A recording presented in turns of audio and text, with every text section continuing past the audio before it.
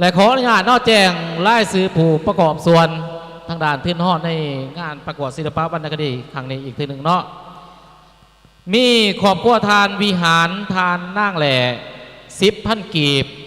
ขอบครัวทานบุญโจมทานนั่งตูน10,000 กีบขอบครัวทานวันษาทานนั่งสุขสำราญ20,000 กีบขอบครัวทานบุญเอียงทานนั่งดาว20,000 กีบขอบครัวทานเสสนะทานนั่งสุดใจ10,000 กีบขอบครัวทานสมหวังทานนั่งทิศ20,000 กีบขอบครัวทานคำแสนทานนั่งเพชรศรี15,000 กีบ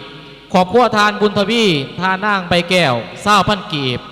ขอบครัวทานเพชรสดานทานนั่งแป้งท่อง50,000 กีบขอบครัวทานน้อยทานนั่งโน10,000 กีบขอบครัวทานสีไล่ทานนั่งแซว50,000 กีบและสำหรับการประกอบส่วนนอกและบรรดาทานนอกสำหรับรางวัลที่3ทั้งบทฟ้อนและก็บทเพลงถ้าทานใดนอกมีความประสงค์จะมอบนอกก็ให้แจ้งนอกทั้งอาจารย์วีรศักดิ์นอกทั้งด้านซ้ายมือทั้งด้านดาววิธีเขานี่เนาะเพราะว่าทั้งรางวัลที่1ที่2พวกเขาก็มีหลายทานนอกจะมอบให้แต่ว่ายังขาดรางวัลที่3ทั้งบทเพลงและการนักร้องเสียงดีเนาะถ้าท่านได้มีจุดประสงค์ต้องการจะมอบก็ให้แจ้งนำทั้งอาจารย์วีรศักดิ์เนาะก้าวเข้าสู่การประกวดในอันดับที่ต่อไปบัดนี้จากบทฟ้อนจะมาให้ท่านรับฟังนักร้องเสียงดีจากสายมอปลายจะมาให้ท่านรับฟังนักร้องเสียงดีจาก6/1จะมาในบทเพลงที่มีชื่อว่าเซิร์นเที่ยวแขวงอัตตปือห้องโดยท้าวบุญถนอมตบมือให้ท้าวบุญถนอม6/1เซิร์นเที่ยวแขวงอัตตปือ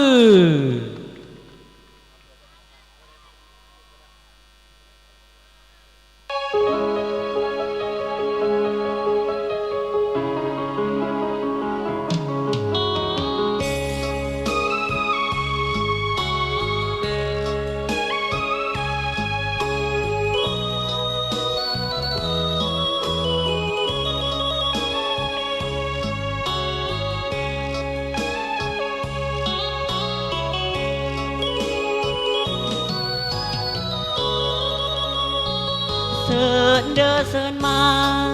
เสิร์นเที่ยวแขวงอัตตปืองามดังสมคำซาลืออัตตปือขายคำแลกไก่หากไผได้มาเป็นบุญตาบ่อยากจากไปมาเที่ยวดินแดนแคว้นใต้หากได้ไปบ่อยากจากนี้ผู้หลวงเคียงคู่กับผู้สะพงเปรียบดังแม่น้ำเสกองไหลลงใส่เส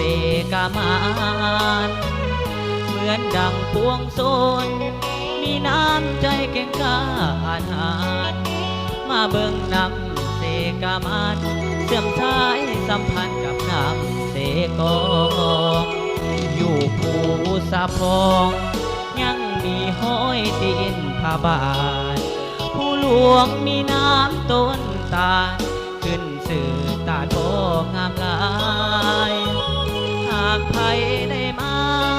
ลิ้นตาดงาน้ำเย็นสบายตาดนำปลาหนองฟ้างามลายแล้วก็ไปกราบพระองค์แสนขอเชิญทุกท่านให้มาเที่ยวชมดินแดนมีความอุดมได้สมแล้วมีแห่งใจเชิญเด้อเชิญมาเชิญมาขายคำแลกไก่สมดังกับคำกล่าวไว้ขายคำแลกไก่อัตตปืออยาก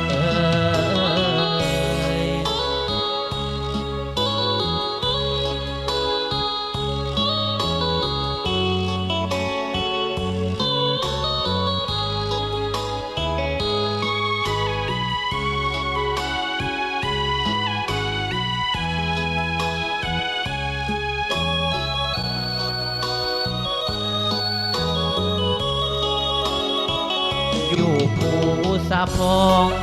ยังมีห้อยตีนพาบาทผู้หลวงมีน้ำต้นตาลขึ้น สื่อตาโตงามหลาย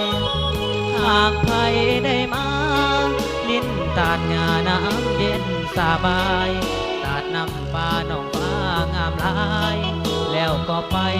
กราบพระองค์แสนขอเชิญทุกท่านให้มาเที่ยวชมดินแดนมีความอุดมได้สมแล้วมีแห่งใจเชิญเด้อเชิญมาเชิญมาขายคำแลกไก่สมดังกับคำกล่าวอ้ายขายคำแลกไก่อาจจะปื้ออยากเอ่ย